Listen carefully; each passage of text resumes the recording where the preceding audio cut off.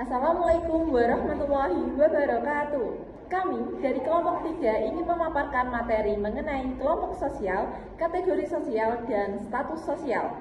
Maka dari itu sebelumnya perkenalkan, nama saya Suci Wibowo dengan NIM 153 dan rekan Saya Dini Agustin Rahmawati dengan NIM 124. Saya Dewi Rahmawati Indasya Putri dengan NIM 135. Saya Nadia Safira dengan NIM 126. Selamat menyaksikan. Baik, saya akan menjelaskan tentang pengertian kelompok sosial. Secara sosiologis, pengertian kelompok sosial adalah suatu kumpulan orang-orang yang mempunyai hubungan dan saling berinteraksi satu sama lain, dan dapat mengakibatkan tumbuhnya perasaan bersama. Di samping ini, terdapat beberapa definisi dari para ahli mengenai kelompok sosial, yaitu menurut Joseph S. Rouchek dan Roland S. Warren, kelompok sosial adalah suatu kelompok yang meliputi dua atau lebih manusia yang di antara mereka terdapat beberapa pola interaksi yang dapat dipahami oleh para anggotanya atau orang lain secara keseluruhan. Kemudian menurut Ginintasasi, kelompok sosial adalah himpunan atau kesatuan manusia yang hidup bersama karena adanya hubungan di antara mereka. Hubungan tersebut antara lain menyangkut hubungan timbal balik yang saling mempengaruhi dan juga kesadaran untuk saling menolong. Kemudian adalah ciri-ciri kelompok sosial. Yang pertama adalah terdapat dorongan atau motif yang sama antar individu satu dengan yang lain. Nah, hal ini berarti setiap anggota dalam suatu kelompok punya tujuan yang serupa untuk berinteraksi. Contohnya ada di sebuah organisasi yang mempunyai tujuan yang sama, yaitu untuk meningkatkan kepedulian lingkungan atau untuk meningkatkan literasi dan yang lainnya. Kemudian yang kedua, terdapat akibat-akibat interaksi yang berlainan terhadap individu satu dengan yang lain. Berdasarkan rasa kecakapan yang berbeda-beda antara individu yang terlibat di dalamnya, misalnya dalam diskusi ada yang merasa senang dan gugup. Kemudian yang ketiga, adanya penegasan dan pembentukan struktur atau organisasi kelompok yang jelas dan terdiri dari peranan-peranan dan kedudukan masing-masing. Suatu kelompok sosial itu biasanya ada seperti organisasi, struktur organisasinya seperti ada ketua, wakil ketua, sekretaris, bendahara, anggota, dan yang lainnya. Kemudian yang keempat, adanya peneguhan norma, pedoman tingkah laku anggota yang mengatur interaksi dalam kegiatan anggota kelompok untuk mencapai tujuan yang ada. Nah, biasanya di organisasi itu ada aturan tidak tertulis untuk mengarahkan bagaimana anggota berperilaku di dalam kelompok. Biasanya ada teguran jika melanggar. Kemudian yang kelima, berlangsungnya suatu kepentingan dan adanya pergerakan yang dinamik. Nah, suatu kelompok selalu bergerak mengikuti tujuan bersama dan terus berkembang bersama. Jadi menurut Dave Lewer, kategori sosial adalah kelompok orang yang memiliki ciri-ciri yang sama. Ciri-ciri yang sama itu seperti apa sih? Jadi ada ciri-ciri seperti umur, jenis kelamin, pendidikan, pekerjaan. Nah, dari ciri-ciri yang sama tersebut, mereka itu biasanya memiliki respon dengan cara yang sama, kayak pas mendengarkan atau melihat pesan dari media atau televisi, atau bisa dari radio, atau bisa dari internet. Contohnya itu di usia pada anak-anak. Nah, anak-anak itu biasanya suka sama pesan yang lucu dan penuh gambar-gambar. Nah, sedangkan pada usia remaja itu biasanya lebih tertarik dengan menggunakan musik atau hal-hal yang sedang tren di masa saat ini. Nah, sedangkan di usia dewasa itu mungkin lebih suka dengan berita atau informasi tentang pekerjaan. Nah, dari cara seseorang untuk menanggapi informasi-informasi dari media yang berbeda-beda, itu tergantung pada umur, jenis kelamin, pendidikan, dan ciri-ciri yang lainnya. Nah, status sosial adalah kedudukan atau posisi seseorang dalam masyarakat. Jadi setiap orang itu memiliki peran yang berbeda-beda. Nah, dari peran tersebut itu bisa membuat orang lain itu bisa berhubungan dengan kita dengan cara tertentu. Contohnya saat di sekolah itu ada guru, kepala sekolah, dan murid, dan dari peran tersebut mereka itu memiliki tanggung jawab dan tugasnya masing-masing. Sedangkan saat di rumah ada ibu, ada ayah, dan anak yang memiliki tugas dan perannya masing-masing. Nah, status sosial itu juga bisa menunjukkan martabat, hak, dan tugas seseorang di lingkungannya. Tapi status sosial itu tidak hanya berlaku di satu tempat saja, tetapi bisa juga berpengaruh di kelompok yang lainnya. Jadi status sosial itu bisa membantu kita dalam berkelompok. Seperti itu. Halo, kita akan melanjutkan materi selanjutnya, yaitu bentuk-bentuk perubahan sosial. Nah, bentuk-bentuk perubahan sosial ini ada beberapa. Yang pertama adalah berdasarkan waktu. Nah, berdasarkan waktu ini ada dua, yaitu ada perubahan evaluasi dan perubahan revolusi. Nah, evaluasi adalah perubahan sosial yang berlangsung secara lambat dan dalam waktu yang cukup lama dengan tidak adanya kehendak tertentu dari masyarakat yang bersangkutan. Perubahan ini biasanya terjadi karena kondisi masyarakat dalam menjalankan usaha untuk memenuhi kebutuhan hidupnya. Nah, kemudian perubahan evaluasi ini kayak perubahan yang pelan banget, pelan banget, tapi itu nggak kerasa. Masyarakatnya tuh nggak sengaja merencanakan perubahan ini, tapi karena kebutuhan hidup mereka jadi perubahan sendiri. Ibarat kayak air yang mengalir mengikuti air alur. Nah, contohnya kayak di suku anak dalam di Jambi nggak mau terima perubahan, tapi lama-lama mereka sangat penting ilmu pengetahuan. Sekarang mereka izin anak-anak belajar membaca, menulis gitu, tapi mereka pegang teguh adat istiadatnya, kayak pelan-pelan membuka diri tapi tetap menjaga tradisi. Kemudian yang perubahan cepat namanya itu revolusi. Nah, perubahan sosial cepat atau revolusi itu kayak perubahan yang datangnya tiba-tiba dan mengubah segala dalam waktu singkat, ibarat kayak badai yang menyapu persis semua yang ada di depannya. Contohnya kayak di Eropa, orang bekerja di pabrik pakai alat tradisional, terus datang ke revolusi industri, semua itu diganti mesin-mesin besar. Kayak dunia berubah menjadi semalam aja itu. Wah, keren. Yang kedua, berdasarkan pengaruh perubahan sosial, berpengaruh besar dan kecil. Nah, pada berpengaruh besar, perubahan sosial ini perubahan yang mengubah banyak hal dalam masyarakat. Mulai dari cara hidup, pekerjaan, sampai lapisan masyarakat. Ibaratnya kayak gempa bumi yang mengubah tantangan bangunan. Contohnya, dulu Indonesia pakai sistem yang namanya kerajaan, kayak kerajaan keraton, gitulah. Nah, sekarang jadi republik. Dulu masyarakat Indonesia banyak yang kerja menjadi petani, sekarang banyak yang kerja di pabrik atau di kantor. Kayak perubahan total dari atas ke bawah sampai ke bawah. Nah, pada perubahan sosial yang berpengaruh kecil, perubahan sosial yang berpengaruh kecil ini perubahannya enggak terlalu berdampak besar bagi masyarakat. Ibaratnya kayak ganti gaya rambut, enggak mengubah kepribadiannya. Contohnya dulu orang pakai baju tradisional, sekarang banyak yang pakai baju modern, kayak cuman ikut-ikut tren aja.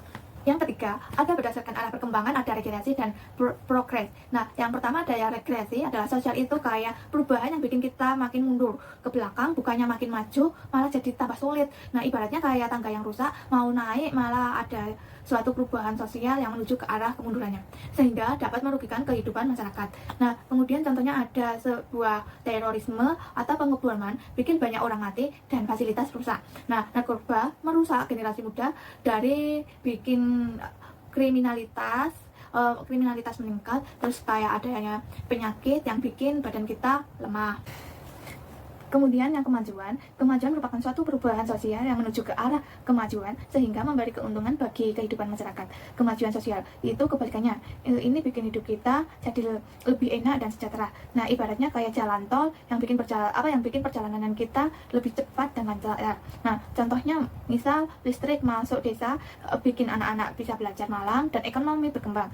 Teknologi makin canggih bikin kita bisa berkomunikasi dan bekerja lebih efisien, kayak vitamin yang bikin kita bikin badan sehat. Yang keempat adalah perubahan yang tidak bisa dikendaki dan perubahan yang bisa dikendaki. Perubahan yang tidak bisa dikendaki adalah perubahan ini datang tanpa direncanakan dan biasanya bikin masalah, masyarakat nggak bisa ngatur atau mengendalikan perubahan, jadi kayak sering bikin kacau. Nah, contohnya kayak pandemi, bikin banyak usaha rugi dan banyak anak sekolah yang diliburkan atau sekolahnya di rumah. Nah, kemudian akses internetnya belum merata, informasi bohong dan ujaran kebencian juga menyebar karena internetnya yang luas. Semua itu bikin hidup jadi makin ribet.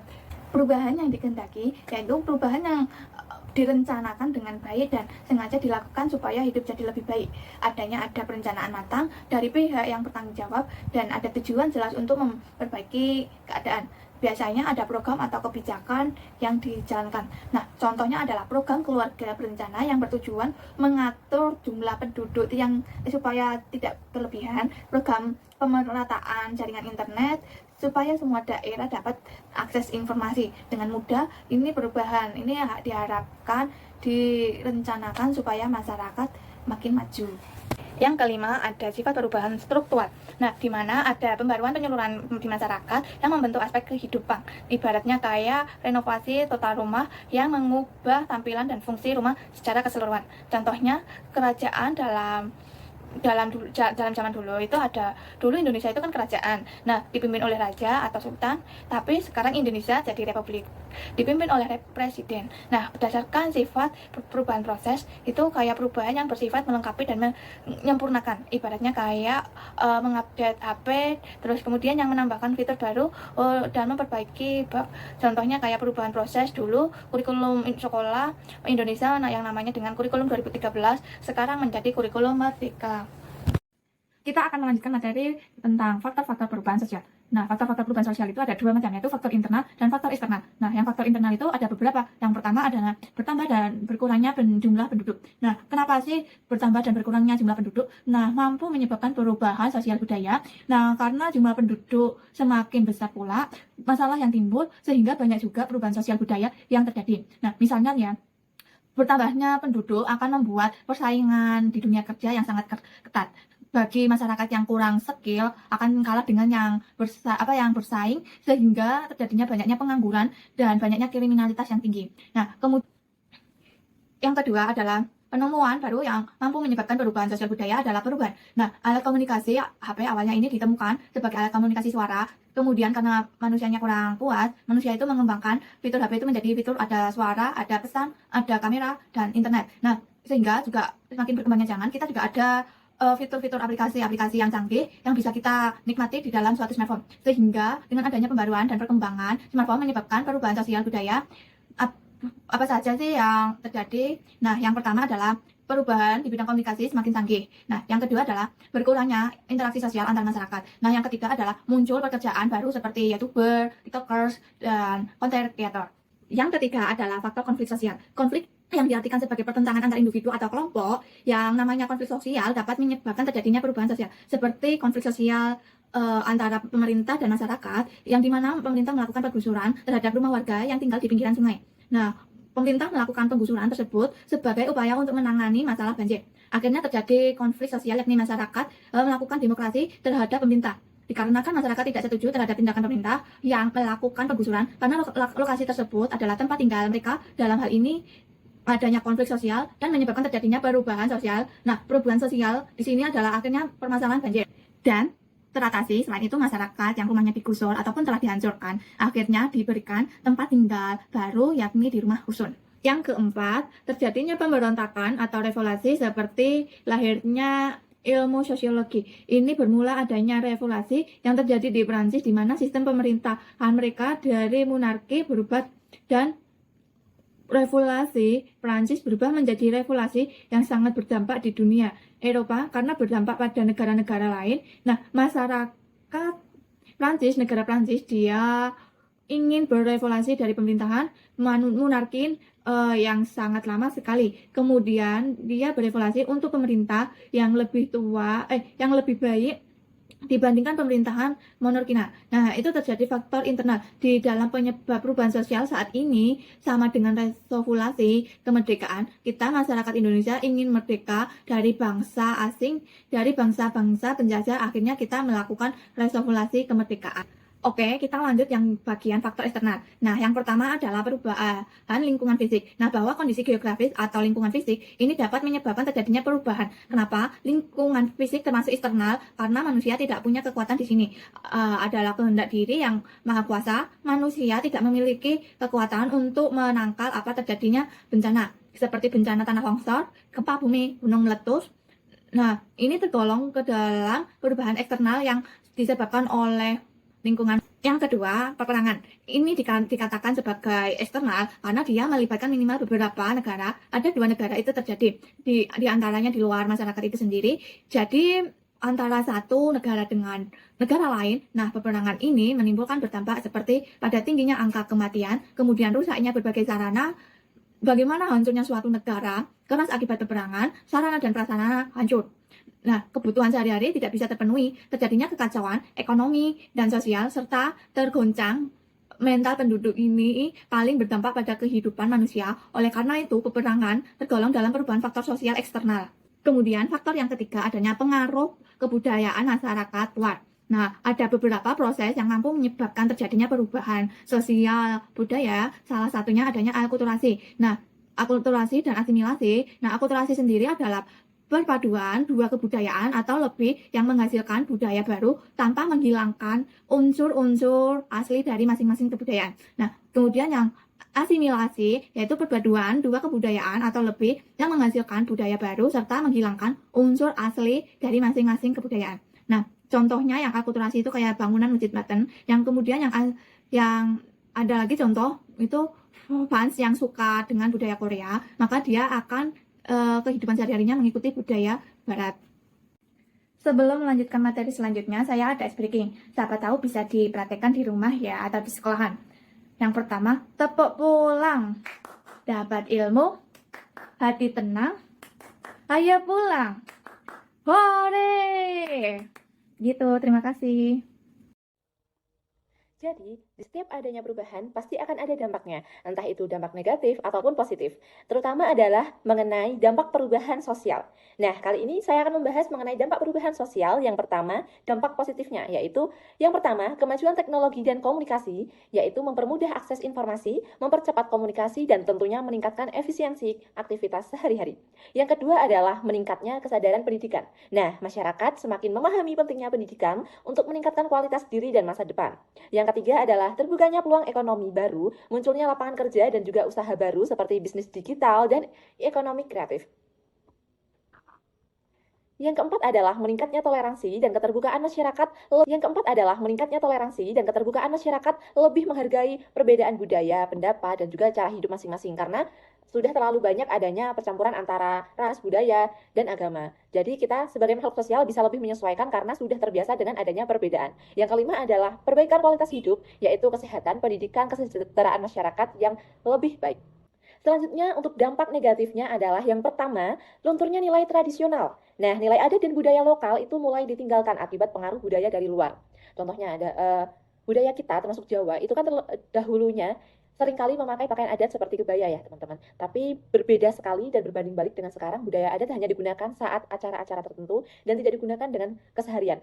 Dan bahkan keseharian kita lebih banyak meniru dengan budaya kebarat-baratan. Yang kedua adalah kesenjangan sosial ekonomi.